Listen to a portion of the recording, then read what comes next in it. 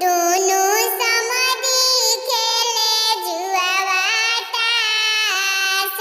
कवन समधी हारेले कवन समधी जीतेले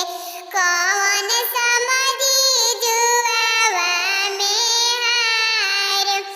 बेटी के पापा हारेले बेटा के पापा जीतेले आपन बेटा गइले आपन बेटी गइले हाराई अरे एतना वचन जब सुनेली दुलारी बेटी बेटी रोवेली नैना ढोरे अरे बेटी